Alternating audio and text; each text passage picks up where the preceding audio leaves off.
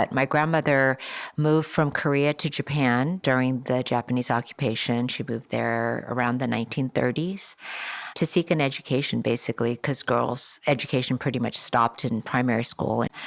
And then my father was born in Japan from my grandmother and my grandfather, who passed away at a very early age of tuberculosis.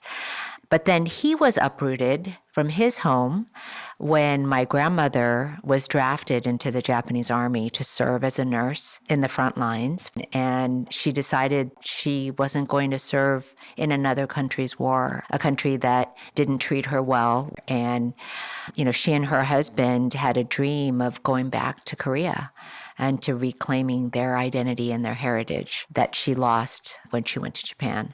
She's a single mom at this point with a young 6-year-old son, and she brings him back to Korea. And this was during the middle of the war. This was about 1943. But her Japanese was perfect, and he was born in Japan, so he spoke Japanese. So they were easily able to pass checkpoints, and nobody asked for their identification cards, fortunately. And so they were able to take the ferry from Shimonoseki, which is the last port in Japan where you could take the ferry to Busan. So they made that journey in 1943, mother and son.